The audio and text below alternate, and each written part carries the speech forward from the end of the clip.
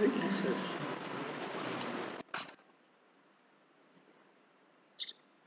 ಗುರುಭ್ಯೋ ನಮಃ. ಜಲದೇಷ್ಟ ನಿವಾಕರಂ ಜಗದೀಶ ಪದಾಶ್ರಯಂ ಜಗದೀತಲ ವಿಖ್ಯಾತಂ ಜಗನ್ನಾಥ ಗುರುಂಭಜೆ.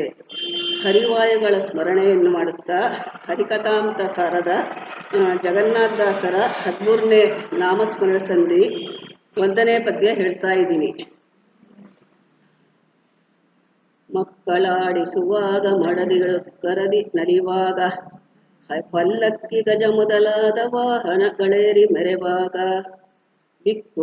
ಬಿಕ್ಕುವಾಗ ಕಳಿಸುತ್ತಲಿ ದೇವಕಿ ತನೆಯನ ಸ್ಮರಿಸುತ್ತಿಹ ನರಸಿಕ್ಕುವನೆ ಯಮದೂತರಿಗೆ ಆವ ಅಲ್ಲಿ ನೋಡಿದರು. ಈ ನಾಮಸ್ಮರಣೆ ಸಂಧಿಯಲ್ಲಿ ಜಗನ್ನಾಥದಾಸರು ಯಾವ ರೀತಿ ಭಗವಂತನ ನಾಮಸ್ಮರಣೆಯನ್ನು ಮಾಡಬೇಕು, ಯಾವ ಸಂದರ್ಭದಲ್ಲಿ ಯಾವ ಕಾಲದಲ್ಲಿ ಹೇಗೆ ಯಾವ ರೀತಿಯಿಂದ ಯಾವ ಅನುಸಂಧಾನದಿಂದ ಭಗವಂತನ ನಾಮಸ್ಮರಣೆ ಹೇಗೆ ಮಾಡಬೇಕು ಅಂತ ಈ ಪದ್ಯದಲ್ಲಿ ತಿಳಿಸ್ತಾ ಇದ್ದಾರೆ. ಕೆಲವು ದೃಷ್ಟಾಂತವನ್ನ ಕೊಟ್ಟು ನಾಮಸ್ಮರಣೆ ಮಾಡಬೇಕು. ಮಕ್ಕಳನ್ನು ಆಡಿಸುವಾಗ ಭಕ್ತಿಯಿಂದ ಭಗವಂತನ ನಾಮಸ್ಮರಣೆ ನಮಗೆ ಬರಬೇಕು. ಪ್ರತಿಯೊಂದು ಕಾರ್ಯದಲ್ಲೂ ಕೂಡ ಆ ಕೃಷ್ಣನ ನಾಮಸ್ಮರಣೆ ನಮಗೆ ಅತ್ಯಂತ ಅವಶ್ಯಕವಾಗಿ ಬರಬೇಕು. ಆಮೇಲೆ ಇವರು ಮಕ್ಕಳಲ್ಲಿ ಬಾಲಕೃಷ್ಣನ ರೂಪವನ್ನು ಚಿಂತನೆ ಮಾಡುತ್ತಾ ಮಕ್ಕಳಿಗೆ ವಾತ್ಸಲ್ಯವನ್ನು ತೋರುತ್ತಾ ಆ ಮಕ್ಕಳ ಜೊತೆ ಆಟವಾಡುವುದರಿಂದ ಏನು ಆನಂದವಾಗುತ್ತದೆ ಅದು ಭಗವಂತನೇ ಕೊಟ್ಟಿದ್ದು ಅಂತ ಚಿಂತನೆ ಮಾಡಬೇಕು. ಮಕ್ಕಳಲ್ಲೂ ಭಗವಂತನ ರೂಪ ಇದೆ.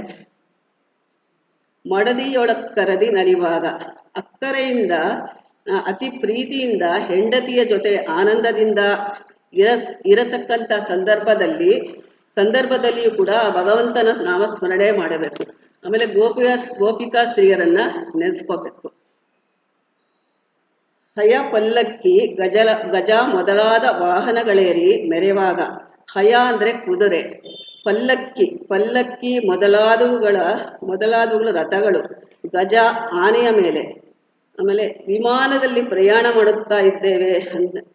ಮಾಡುತ್ತಿದ್ದಾಗ ಭಕ್ತಿಯಿಂದ ಆ ಗರುಡವಾಹನನ ಚಿಂತನೆ ಮಾಡಬೇಕು, ಭಗವಂತನ ಚಿಂತನೆ ಮಾಡಬೇಕು.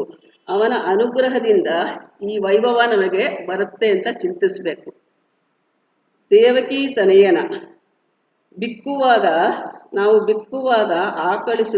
ಆಕಳಿಸುವಾಗ ದೇವಕಿ ತನಯನಲ್ಲಿ ಆ ಕೃಷ್ಣ ಪರಮಾತ್ಮನ ಸ್ಮರಣೆ ಮಾಡುತ್ತಾರೋ ಅಂತಹ ಮಾನವ, ಅಂತಹ ಸಾಧಕನಾದ ಜೀವ ಆವಲ್ಲಿ ನೋಡಿದರು ಯಮದೂತರಿಗೆ ಎಲ್ಲೆಲ್ಲಿ ನೋಡಿದರೂ ಕೂಡ ಯಮದೂತರಿಗೆ ಅವನು ಸಿಗೋದಿಲ್ಲ. ಭಗವಂತನ ಸ್ಮರಣೆ ಪ್ರತಿಕ್ಷಣ ನಿರಂತರ ನಮಗೆ ಇರಬೇಕು. ಭಗವಂತ ಪೂರ್ಣಾನುಗ್ರಹ ಮಾಡುತ್ತಾನೆ. ನಿರಂತರವಾಗಿ ಯಾರು ಭಗವಂತನ ಸ್ಮರಣೆ ಮಾಡ್ತಾರೋ ಮತ್ತೆ ಸಂಸಾರಕ್ಕೆ ಮರಳಿ ಬರೋದಿಲ್ಲ ಅಂತ ಭಗವಂತನಲ್ಲಿ ಹೇಳಿದ್ದಾರೆ. ಭಕ್ತಿ ಇಲ್ಲದೆ ಸ್ಮರಣೆ ನರಕಕ್ಕೆ ಸಮಾನ. ಭಗವಂತನ ಸ್ಮರಣೆ ಮಾಡಬೇಕು. ಭಕ್ತಿ ಅತ್ಯಂತ ಅವಶ್ಯಕವಾಗಿದೆ. ಆಯಾ ಸಂದರ್ಭದಲ್ಲಿ ಆಯಾ ಭಗವಂತನ ನಾಮಸ್ಮರಣೆ ಮಾಡಬೇಕು ಅಂತ ಹೇಳಿದ್ದಾರೆ. ಪ್ರಾತಃಕಾಲದಲ್ಲಿ ಹೇಳುವಾಗ ಭಾರತೀಯರಮಣ ಮುಖ್ಯ ಪ್ರಾಣ ಅಂತಗತ ಶ್ರೀ ನಾರಾಯಣ ನಮಃ ಅಂತ ಚಿಂತನೆ ಮಾಡಬೇಕು. ಮಲಮೂತ್ರ ವಿಸರ್ಜನೆ ಮಾಡುವಾಗ ಕೇಶವಾಯ ನಮಃ ಅಂತ ಚಿಂತನೆ ಮಾಡಬೇಕು. ಹಲ್ಲುಜ್ಜುವಾಗ ಹರಿಯೇ ನಮಃ ಅಂತ ಚಿಂತನೆ ಮಾಡಬೇಕು. ಮುಖ ತೊಳೆಯುವಾಗ ಮಾಧವಾಯ ನಮಃ ಅಂತ ಚಿಂತನೆ ಮಾಡಬೇಕು.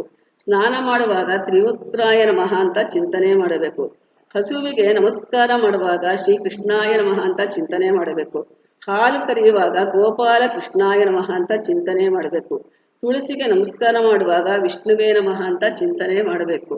ಬಟ್ಟೆ ಹಾಕಿಕೊಳ್ಳುವಾಗ ಉಪೇಂದ್ರಾಯ ನಮಃ ಅಂತ ಚಿಂತನೆ ಮಾಡಬೇಕು. ಹೂವು ಮುಡಿದುಕೊಳ್ಳುವಾಗ ಕಪಿಲಾಯ ನಮಃ ಅಂತ ಚಿಂತನೆ ಮಾಡಬೇಕು. ಸಂಧ್ಯಾವಂದನೆ ಮಾಡುವಾಗ ರಾಮಾಯ ನಮಃ ಅಂತ ಚಿಂತನೆ ಮಾಡಬೇಕು. ತೀರ್ಥ ತೆಗೆದುಕೊಳ್ಳುವಾಗ ರಾಮಾಯ ನಮಃ, ಕೃಷ್ಣಾಯ ನಮಃ, ವೇದವ್ಯಾಸಾಯ ನಮಃ ಅಂತ ಚಿಂತನೆ ಮಾಡಬೇಕು. ಭಜನೆ ಮಾಡುವಾಗ ಯೋಗೇಶ್ವರಾಯ ನಮಃ ಅಂತ ಚಿಂತನೆ ಮಾಡಬೇಕು. ತುಳಸಿ ತಿನ್ನುವಾಗ ರಾಮಾಯ ನಮಃ ಅಂತ ಚಿಂತನೆ ಮಾಡಬೇಕು. ಗುರು ಹಿರಿಗೆ ನಮಸ್ಕಾರ ಮಾಡುವಾಗ ಗರುಡಾಂತರ್ಗತ ಶ್ರೀಹರಿಯೇ ನಮಃ ಅಂತ ಚಿಂತನೆ ಮಾಡಬೇಕು. ದಾನ ಮಾಡುವಾಗ ಪರಶುರಾಮಾಯ ನಮಃ ಅಂತ ಚಿಂತನೆ ಮಾಡಬೇಕು. ದಾನ ತೆಗೆದುಕೊಳ್ಳುವಾಗ ವಾಮನಾಯ ನಮಃ ಅಂತ ಚಿಂತನೆ ಮಾಡಬೇಕು. ಹಾದಿಯಲ್ಲಿ ನಡೆಯುವಾಗ ಭೂವರಾಯ ನಮಃ ಅಂತ ಚಿಂತನೆ ಮಾಡಬೇಕು. ನದಿ ದಾಟುವಾಗ ಮತ್ಸಾಯ ನಮಃ ಅಂತ ಚಿಂತನೆ ಮಾಡಬೇಕು. ಅಡವಿಯಲ್ಲಿ ಪ್ರಯಾಣಿಸುವಾಗ ನರಸಿಂಹಾಯ ನಮಃ ಅಂತ ಚಿಂತನೆ ಮಾಡಬೇಕು.